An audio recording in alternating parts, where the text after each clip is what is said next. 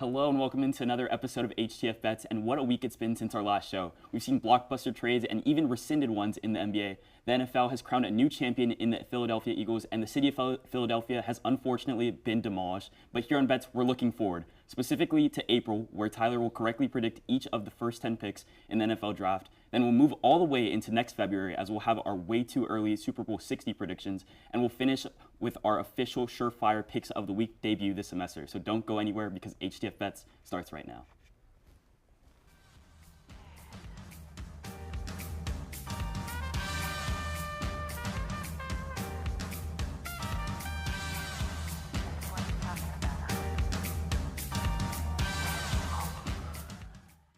And before we get into HTF's very own Mel Kiper, we have Diego Ortiz to my left and Nick Cohn to my right. How are you guys doing today? I'm doing pretty good, thank you. Yep, doing well for sure. Yeah, and as I mentioned, we do have Mel Kiper here. These are going to be your official top 10 picks in the NFL draft this season. So Tyler, take it away. Who are they? Thank you, Andrew. To get right into it, the Tennessee Titans hold the #1 overall pick, and Will Levis just isn't it. So I have them selecting Miami quarterback Cam Ward. As of right now, Ward is my QB1 for this draft class. He had an incredible year at Miami with over 4,000 passing yards and 39 touchdowns, the second best QBR in the nation with an 88.7. And the great thing I love about him is he protects the football. Only 7 interceptions on the year. Obviously, Miami didn't have the end to the season that they were hoping, as they were undefeated for most of it. Didn't end up winning the ACC, didn't even make the playoff.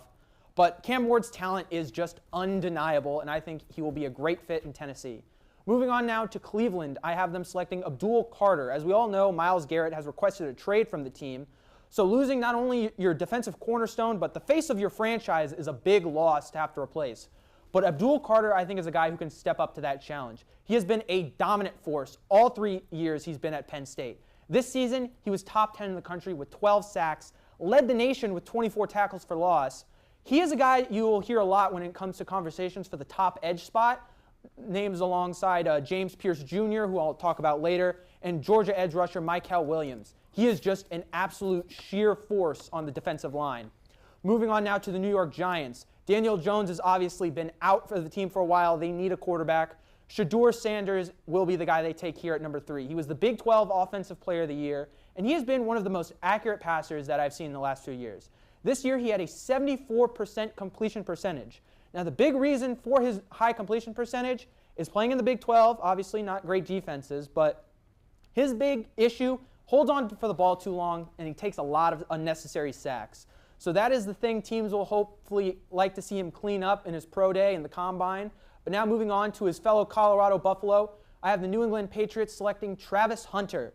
What hasn't been said about Hunter already? He was the Biletnikoff winner this season, and he has been an elite two-way player, and I believe he will be able to translate that to the NFL. He says he's going to do it. I see no reason to doubt him. He is an elite wide receiver 1, had over 1,000 yards this year, double-digit touchdowns, and he can take away a side of the field. This is a game changer that the Patriots desperately need, not only to help their defense, but their young quarterback, Drake May. And to stick with the cornerbacks, I have the Jacksonville Jaguars selecting Will Johnson, finally getting that Jalen Ramsey replacement. He is probably the best pure corner in this draft. Now, you won't really hear a lot of buzz for the Michigan players because Michigan was pretty bad this year. But last year, he was outstanding. And he was good this year, too, don't get me wrong. He has 9 career interceptions, 3 career defensive touchdowns, an absolute lockdown cornerback 1, great size, great ball skills. I think this is a guy Jacksonville has been desperately looking for ever since they lost Jalen Ramsey. But now, before I go into the next 5, I'll throw it to you guys to give me your thoughts. Yeah, Tyler, great list so far. I think that from top to bottom, it's a list of truly dominant players, but I want to start it back with the top of that list in Cam Ward. Maybe a little bit of bias because I am a Miami Hurricanes fan, but Cam Ward was the best overall quarterback in this year's NCAA this year. He had the most, he set the record for the most career Division I passing touchdowns with 178, set the Miami Hurricanes single-season passing yards record with 4,313 passing yards, set the Miami Hurricanes passing touchdowns record with 39, had the best overall QBR, had the best raw QBR, was just the best quarterback in general. You get the point I'm trying to make here. Statistically, he was the best quarterback, and if you watched him every single game, he was the only reason why Miami won more than even 5 games, much less 10 this season. The Miami defense was terrible, and every single game it felt like if Cam Ward wasn't putting on a show, the Miami Hurricanes would have no chance at winning that football game. So just overall, the league is quarterback driven, and as we all know, and having a quarterback like Cam Ward could set your franchise up for the next 10 to 15 years. And if you have an opportunity to take a guy like that, the number one overall pick, I think you have to. And I think Cam Ward is a solid number 1 overall pick. Moving on, Diego, obviously you have some likes with this list as well. Who do you want to talk about? Yeah, so I think the only thing that I'd probably change about this mock draft is probably sending Shedeur Sanders to Cleveland instead of Abdul Carter at the number 2 overall spot. I think it's a good pick. I'd say it's a good prediction considering that, Myles Garrett is on his way out of Cleveland, and, you probably need another franchise defensive end who has a lot of upside. Somebody, like Abdul Carter, he would probably fit in Cleveland well. But I think Cleveland's front office right now is at a point where they probably want to start their franchise, rebuilding around a new quarterback. And I think Shedeur Sanders is that guy. Yeah, he has a lot of, questions about how well he deals with pressure and all, other things like that. But, I mean, his arm talent is right up there with Cam Ward's. I think he has a lot of upside.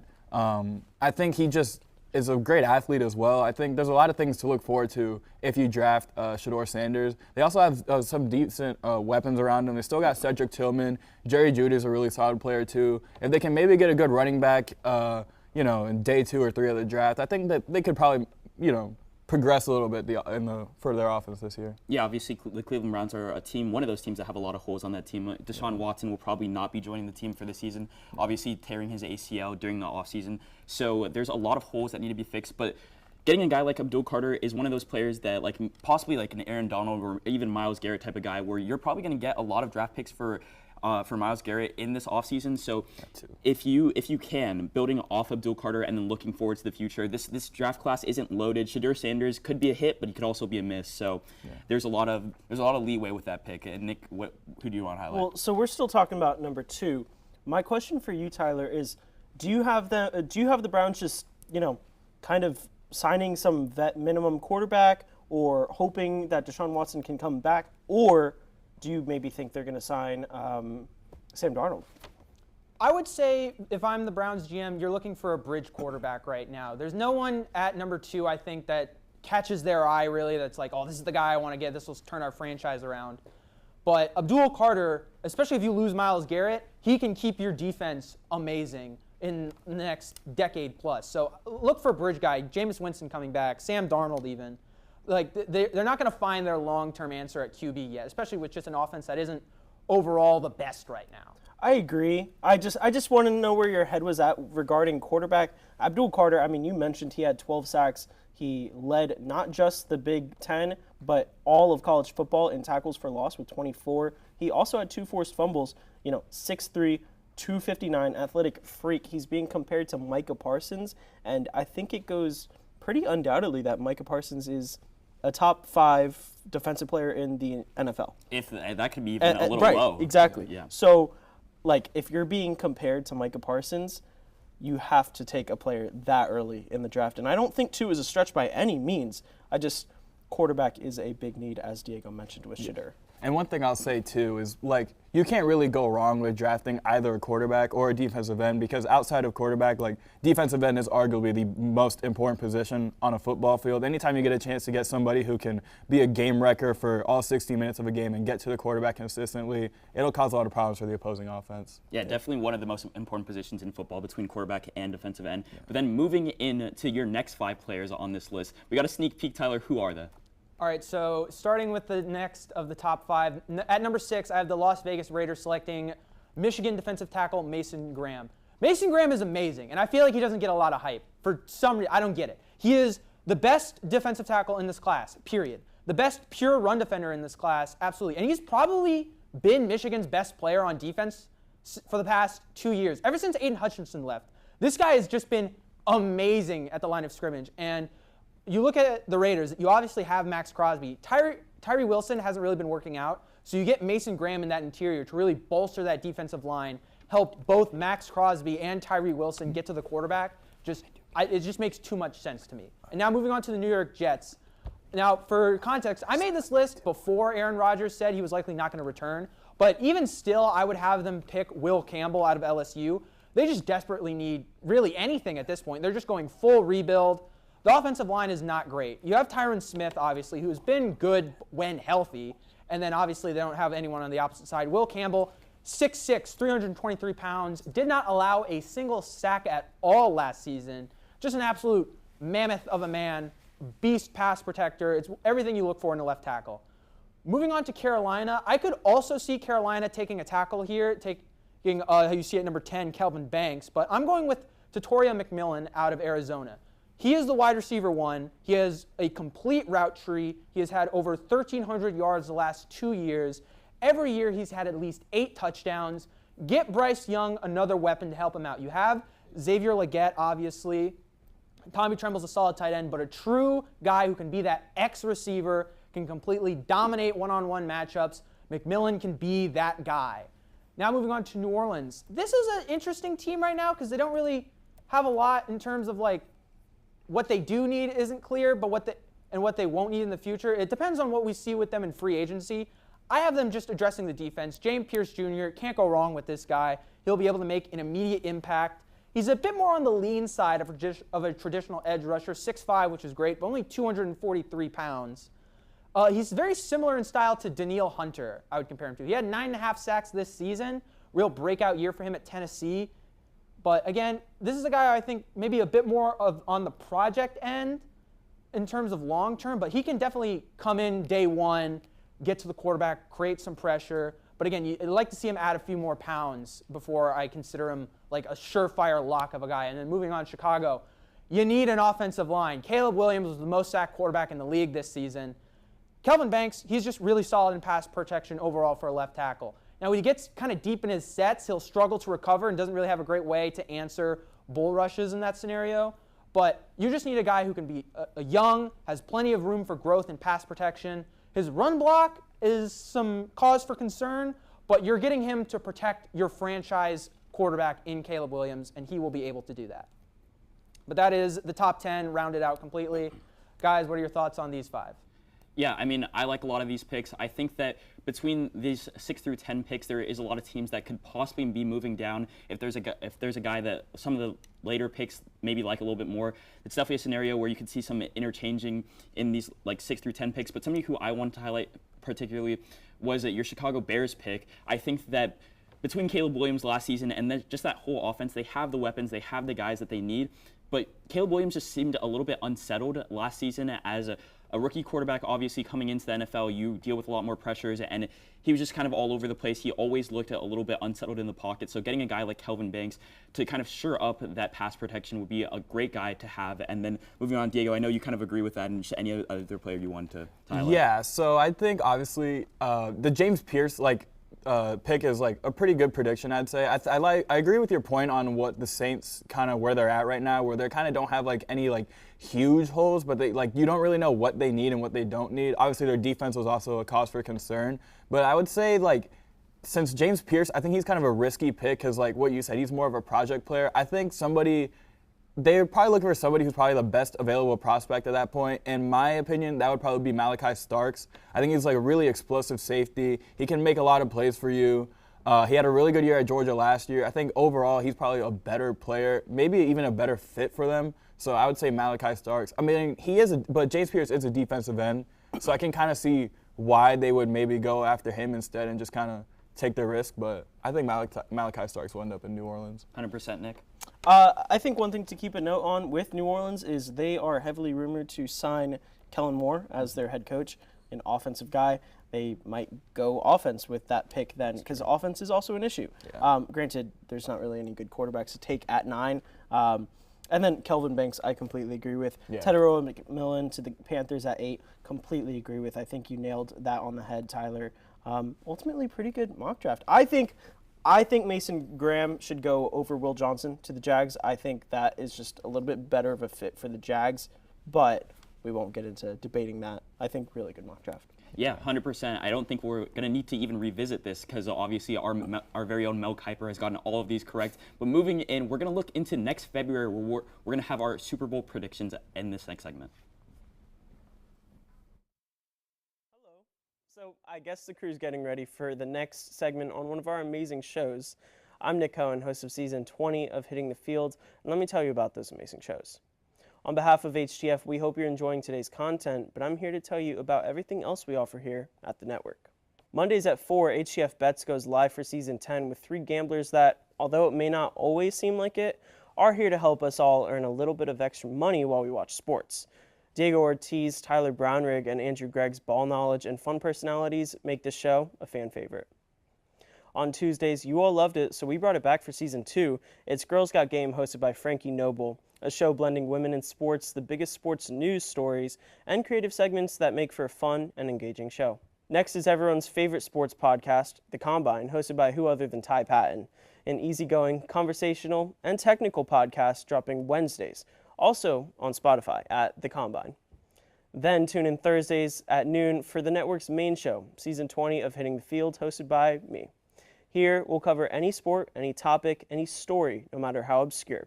We love some football, basketball, hockey, F1. We also cover baseball, soccer, and we even have to show the UFC love sometimes.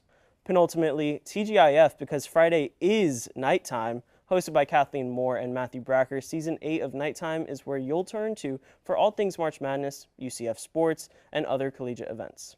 We're ending with something brand new. HTFN has never had 6 shows running at once. Also filmed in our new podcast studio is HTFC, hosted by Edgar Rodriguez and Patrick De Leon.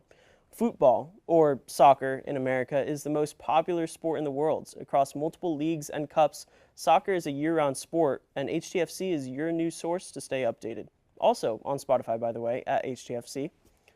Outside of our 6-show roster, be sure to tune in to our other content, such as the Studio Days vlog, run by our vlog squad of Brianna St. Jean, Michaela Croker, Ashley Rowe, and Ben Huber. Make sure to follow us on our social medias like Instagram, Facebook, and X to stay updated on all HTFN news. Remember to subscribe right here on YouTube, leave a like and comment, and with that, I think we're ready for your next segment. I'm Nick Cohen. Thank you for your continued support, and back to your regularly scheduled programming. And we are back. To my right now is our very own Mel Kiper. I'm keeping the bit going. Tyler, how are you doing? I'm doing great. Nice to be back in my chair, back at the desk. Hey, yeah, I mean, it's always nice sitting comfy over here rather than standing up. But as I mentioned before this, we're previewing Super Bowl 60. And going into that, I have my pick, who is the Baltimore Ravens, at plus 700. I think that this is just going to be one of the best overall teams in all of the NFL this season. Obviously, coming off a season where you get Derrick Henry to rush for close to 2,000 yards, you also have Lamar Jackson going for almost like nearly back-to-back MVPs.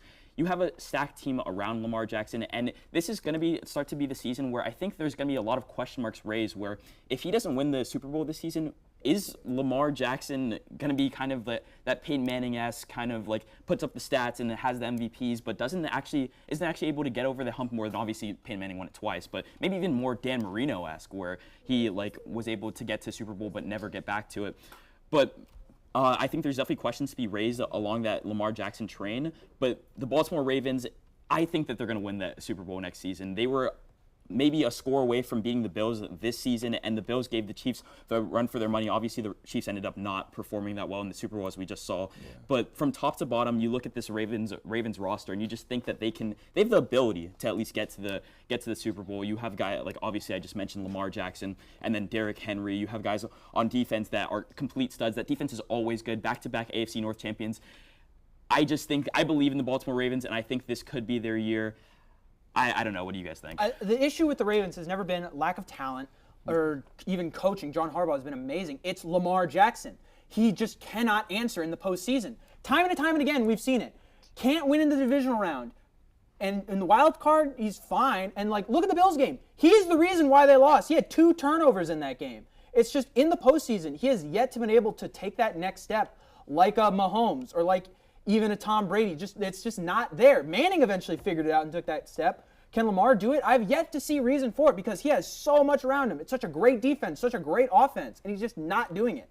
And I think that narrative just progressively starts to go more and more forward as you see just season in and season out. Obviously, in his younger seasons, it's like, oh, he's a young quarterback. He'll finally get over the hump. But when you start to get into year 6, year 7, it's like, hey, will he? But I think one thing about that is, you could say that about a lot of these quarterbacks in the AFC too. You could say that about Josh Allen or Herbert too. It's like, yeah, even if Lamar doesn't get over the hump, it can't necessarily be entirely his fault because he's not like he is like Mahomes is just probably on a different level than all these other guys. And the only one, and like, yeah, Josh Allen is really good too, but there's questions that even if Josh Allen could get over the hump too, we don't know if Herbert will even get over the hump or even make a divisional round. Like, there's so much talent in the AFC right now. A lot of these generational quarterbacks, it would be hard. It would be hard to put that narrative on Lamar because I think it would just be a little bit unfair. Even though you have a point, it would be a little unfair. The only pushback I have on that is the fact that the Bills were like like from top to bottom, were like maybe not significantly, but were the worst team this year. Obviously, that wide receiver core, you had Khalil Shakir as their wide receiver one throughout the majority of the season. Obviously, they go out and try to get Amari Cooper, but that doesn't end up working out. You look at Zay Flowers is obviously injured, but you look from top to bottom, you think the Baltimore Ravens are the better team. And what is the X factor? The quarterback. And unfortunately, they haven't been. But hopefully, for the sake of my pick, I have the Baltimore Ravens winning this. Hopefully that narrative will be dissipated. Diego, tell me about your pick. Yeah, so for my pick, I'm going to pick the Washington Commanders sitting at plus 1,900 to win the Super Bowl next year. I think the Commanders have a lot of things to look forward to next year. I think Jaden Daniels has a chance to make a big leap. We looked at him early on in the season as a potential MVP candidate. Maybe he could, carry on some of that talent to next year. And also, Cooper Kupp is going to be on the market. If they could get a guy like Cooper Kupp that can really just control the middle of the field, he can be Jaden Daniels' go-to target every single play. A really reliable guy on third down, as well as they did already on third and fourth down next year. Just adding somebody like that would just be huge. You still got Terry McLaurin. A lot of the things with the Commanders this year was, a lot of the guys were in their prime, years. So if they could just add some depth, maybe like some talent will carry over onto next year. You'll probably have to go a couple of draft picks to, get Cooper Kupp. But, with the draft picks that you do have, you add some depth on the front seven. Maybe you get another gadget guy in the slot. You get Cooper Kupp. I mean, this offense has a lot of potential to be pretty well if you just make some improvements. Yeah, you mentioned a guy like Cooper Kupp. Obviously, the Commanders this season, it felt like Jaden Daniels had to pull magic out of his hat multiple times because they didn't really have that receiving core around him, and obviously some issues on the offensive line as well. But you look into a Commanders pick where if they get a guy like Cooper Kupp, who's to say that that offense can't? Yeah. They average 28.5 points a game without Cooper Kupp, so who's to say that they can't do it with him? Another thing to note about the Commanders, they have the third most cap space in the league going into this free agency season. And they have a lot of assets where they can make some big moves if they want to feel like, obviously with Cooper Kupp. But look defensively, they made a trade midseason for Marshawn Lattimore. I wouldn't be surprised if their team maybe that's calling Cleveland right now for Myles Garrett. Yeah. As we mentioned earlier. But it's just, they can do a lot, right? Having a rookie quarterback who's so great gives your team so many more options in terms of constructing your roster. It just leaves so much open, and their potential is obviously they were a game away from the Super Bowl. Yeah, and you mentioned a great quarterback, not only a great quarterback, but a great quarterback on a rookie contract. So they're going to have plenty of opportunities to deal with their cap space, as you mentioned, and then get into your pick. All right, the Bengals. That's who I'm going with. They're at plus 1,900 to win, and listen, Joe Burrow was outstanding this year individually. He had almost 5,000 passing yards, led the league in passing yards, led the league in passing touchdowns. Jamar Chase had the triple crown. What more can we say about how great the Bengals offense was? The defense obviously leaves a lot to be desired, okay? There wasn't a lot there, and the big question for them in this offseason is T. Higgins. Will he resign? Will he leave? But I think even if he does leave, there are plenty of options in the draft and free agency that are cheaper that the Bengals can go acquire. When you have a guy like Joe Burrow, who has been to the Super Bowl, you can do this. This team is obviously talented. They fired their defensive coordinator, who was a big part of their problem, because they have talent on this defense. Trey Hendrickson has been outstanding. He led the league in sacks. Though he is another guy who does not have a long-term deal. Where he is under contract for next season, unlike T. Higgins, but he is another guy asking, where's my money? Jamar Chase, he will also be asking that. So they got to pick wisely with who they choose to keep and replace. Obviously, they're going to be keeping Jamar Chase, and I think they're going to try and keep Trey Hendrickson. But again, they have the pieces to go back to the Super Bowl. They have done it once before already. They've beaten Mahomes. No, 100%. You look at a guy like T. Higgins, a guy that you don't necessarily need on this team. You'd like to have him, but I just don't think you need him. Especially, you see a guy like Josh Allen, who's definitely comparable to Joe Burrow. He was able to flourish even without a wide receiver one, essentially. So I don't think that's a need that they particularly need to fill. Any final thoughts, Diego? No, yeah, I agree. I think that, maybe they do need some talent on their secondary, but as far as the offense goes, I think they're pretty much set. Maybe a tight end would help, but I think the Bengals, if they just stay healthy, they just kind of play their cards right, I think they can make it back to the playoffs. I don't know about winning the entire thing, but we'll see. There's a chance for sure. You got an elite quarterback. So. All you have to do is get in the dance, and then exactly, who knows from there. But then after this, we will have our surefire picks of the week, so don't go anywhere. They will hit this week. No, they won't. No, they won't.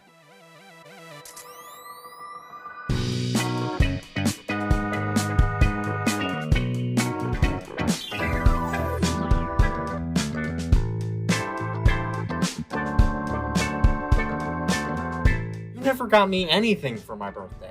I don't even know what that is. I thought birthdays were every 100 years like the Kids' Choice Awards. What? Finally, he's here, man. He's always late. Who? Marcus?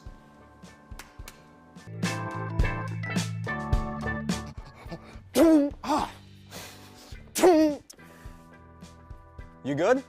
I'd give them one of these.